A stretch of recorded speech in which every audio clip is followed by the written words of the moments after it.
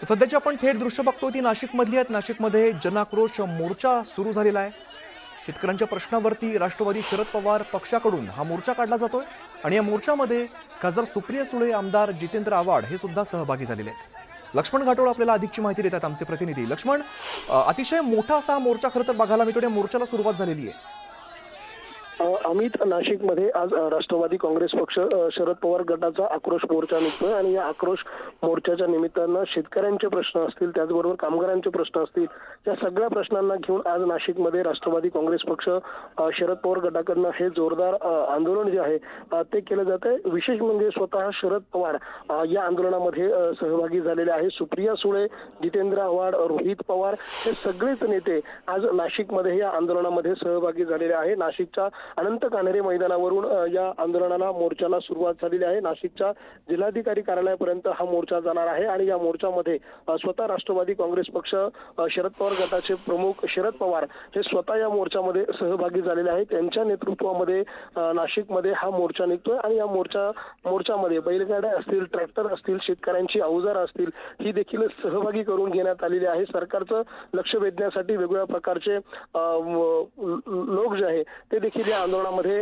बोलवण्यात आलेले आहे। विशेषतः नाशिकमध्ये गेल्या काही दिवसांपासून आदिवासी संघटनांचं जे आंदोलन सुरू आहे त्याचे देखील काही शिक्षक जे आहेत ते आंदोलनामध्ये सहभागी झालेले आहे। कांद्याचा संदर्भ जो आहे तो देखील या सगळ्या आंदोलनाला आहे। गेल्या काही दिवसांपासून मोठ्या प्रमाणात कांद्याचे भाव घसरत आहे आणि ही मागणी देखील आहे की कांद्याचे भाव स्थिर राहावे यासाठी सरकारने उपाययोजना करावी। त्याचबरोबर गेल्या विधानसभा आणि लोकसभा निवडणुकीमध्ये सत्ताधारी पक्षाने अर्थात भाजपने जे शेतकऱ्यांचा सातबारा कोरा करण्याचं आश्वासन दिलेलं होतं ते आश्वासन सरकारने पूर्ण केलेलं नाहीये। त्यामुळे सरकारने शेतकऱ्यांचा सातबारा कोरा करावा, त्यांना कर्जमाफीचा निर्णय तातडीनं घ्यावा, अशा प्रकारची देखील मागणी या आंदोलनाची आहे। आणि या सगळ्या मागण्या घेऊन आज नाशिकमध्ये हा जन आक्रोश मोर्चा जो आहे तो शरद पवारांच्या नेतृत्वामध्ये होतोय। शरद पवार स्वतः या मोर्चाचं नेतृत्व करताय। काल नाशिकमध्येच शरद पवारांच्या राष्ट्रवादी काँग्रेस पक्षाचं शिबिर पार पडलेलं होतं आणि त्या शिबिराच्या दुसऱ्या दिवशी म्हणजे आज हा मोर्चा जो आहे तो नाशिकमध्ये पार पडतोय। अमित, अगदी लक्ष्मण, आणि शेतकऱ्यांच्या प्रश्नासाठी खरं तर आवाज उठवला जातोय। कोणत्या कोणत्या प्रमुख मागण्या यावेळेला करण्यात येत आहेत? अमित, विशेषतः या मागण्यांमध्ये सगळ्यात महत्त्वाची मागणी जी आहे ती म्हणजे शेतकऱ्यांचा सातबारा कोरा करावा। अर्थात गेल्या विधानसभा आणि लोकसभा निवडणुकीमध्ये भाजप सरकारकडनं, महायुती सरकारकडनं एक आश्वासन देण्यात आलेलं होतं की आम्ही सत्तेत आल्यानंतर शेतकऱ्यांचा सातबारा कोरा करू, सरसकट शेतकऱ्यांची कर्जमाफी करू, 24 तास त्यांना वीज देऊ, अशा प्रकारच्या ज्या घोषणा सरकारने केलेल्या होत्या त्या घोषणा पूर्ण होत नाहीये।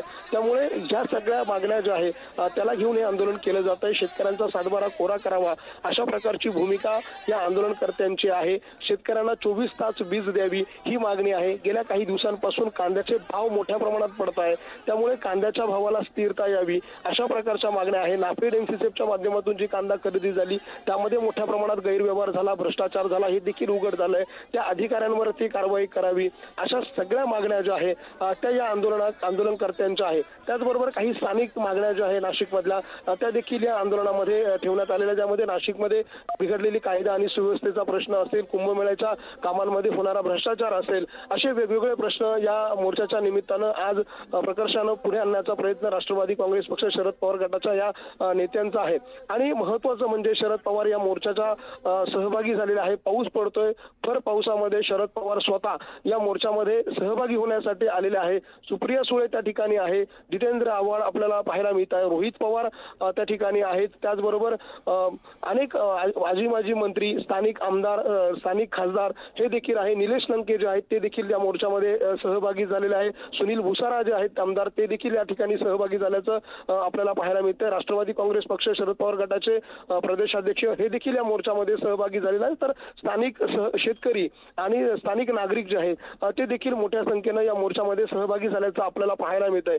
शरद पवार स्वतः या मोर्चात असल्यामुळे, ते स्वतः या मोर्चाचं नेतृत्व करत असल्यामुळे मोठ्या प्रमाणात राष्ट्रवादी काँग्रेस पक्षाचे पदाधिकारी, नेते त्यामध्ये सहभागी झालेले आहेत। त्यानंतर हा मोर्चा अनंत कान्हेरे मैदानापासून सुरू झाल्यानंतर तो नाशिकच्या जिल्हाधिकारी कार्यालयावर जाऊन धडकेल आणि त्या ठिकाणी शरद पवार, सुप्रिया सुळे, जितेंद्र आव्हाड, रोहित पवार या सगळ्याच नेत्यांचे भाषण देखील होणार आहे। त्यामुळे शरद पवार त्यांच्या भाषणातून नेमका काय धागा पकडतात किंवा काय आरोप सरकारवर करतात, काय मागणी सरकारकडे करतात, हे सगळं बघणं महत्त्वाचं असणार आहे। अमित, लक्ष्मण, खरं तर अगदी भव्य दिव्य असा मोर्चा दिसतोय, ही सगळी दृश्य समोर येत आहेत. त्यामध्ये सरकारचं लक्ष वेधण्यासाठी नेमकं काय केलं जातंय? कारण आपण बघितलं, शरद पवार ज्या गाडीमध्ये बसतात त्या गाडीवरती कांदे ठेवलेले दिसत आहेत किंवा अनेक फलक सुद्धा आपल्याला बघायला मिळत आहेत. कशा प्रकारे लक्ष वेधलं जातंय सरकारचं?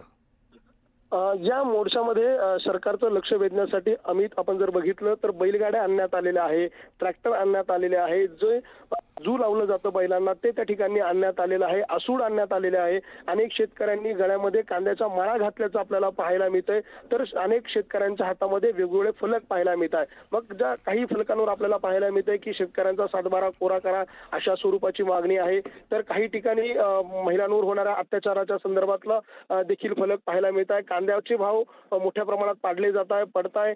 ज्या कांद्याचे भाव स्थिर करावे अशा मागण्यांचे फलक त्या ठिकाणी पाहायला मिळत आहे. तुतारी घेतलेले नागरिक जे आहेत ते देखील आपल्याला त्या ठिकाणी पाहायला मिळत आहे. आणि अशा पद्धतीनं तुतारी वाजवत बैलगाड्यांमधून ट्रॅक्टरमधून हे मोर्चेकरी जे आहेत ते जिल्हाधिकारी कार्यालयाच्या दिशेनं जात आहे. सरकारचं लक्ष आपल्या या मोर्चाकडे वेधण्यासाठी यांच्याकडनं हे असे वेगवेगळे प्रयोग जे आहेत ते आजच्या या आंदोलनामध्ये केल्याचं आपल्याला पाहायला मिळते.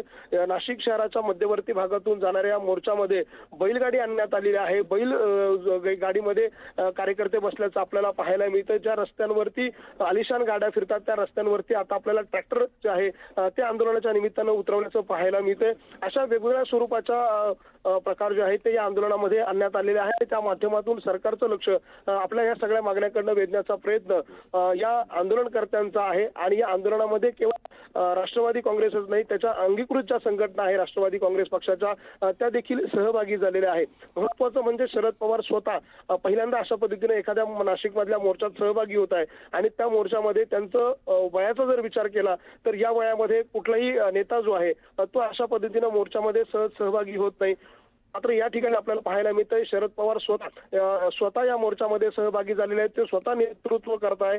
पाऊस त्या ठिकाणी सुरू आहे. पाऊस जरी सुरू असला तरी शरद अगदी. आणि लक्ष्मण, त्यामुळे वैशिष्ट्यपूर्ण पद्धतीने सरकारचं लक्ष वेधण्यासाठी प्रयत्न केला जातो. आणि अर्थातच म्हणजे शरद पवार या सभेदरम्यान काय बोलणार हे सुद्धा पाहणं महत्त्वाचं असेल. धन्यवाद या सगळ्या माहितीसाठी.